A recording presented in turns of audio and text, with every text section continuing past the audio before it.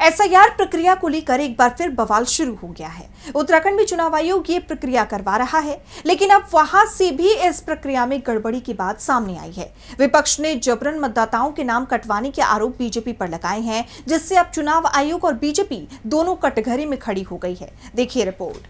चुनाव आयोग की एसआईआर प्रक्रिया शुरू से ही विवादों के घेरे में रही है। विपक्ष ने चुनाव आयोग पर इस प्रक्रिया के जरिए बीजेपी को फायदा पहुंचाने के आरोप लगाए थे और ऐसा देखा भी गया। जिन जिन राज्यों में ये प्रक्रिया हुई वहां चुनाव में बीजेपी को बम्पर जीत मिली, जबकि संभावना किसी और राजनीतिक दल के सत्ता में आने की थी। लेकिन विपक्ष के तमाम विरोध के बाद भी चुनाव आयोग इस प्रक्रिया के तीसरे चरण तक पहुंच गया और तीसरे चरण के तहत ये प्रक्रिया उत्तराखंड में भी की जा रही है। इस बीच उत्तराखंड में भी एसआईआर प्रक्रिया को लेकर बवाल मचा हुआ है। यहाँ भी एसआईआर प्रक्रिया में धांधली की खबरें सामने आ रही हैं। विपक्ष ने बीजेपी पर गंभीर आरोप लगाए हैं।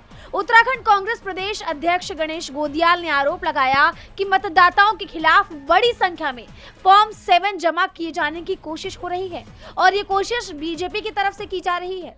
भारतीय जनता पार्टी के कार्यकर्ता किसी व्यक्ति के वोट को निरस्त कराने के लिए ऑब्जेक्शन के लिए जो फॉर्म जमा होता है, शायद फॉर्म 7 है, वो उस फॉर्म 7 को जमा करके अपने कार्यालयों में जमा कर रहे हैं।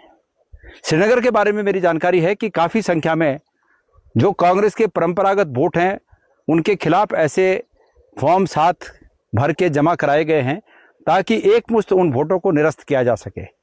अंदेशा ये है पूरे राज्य के लिए कि हो सकता है ऐसी ही प्रक्रिया पूरे राज्य में चल रही हो बीजेपी के द्वारा।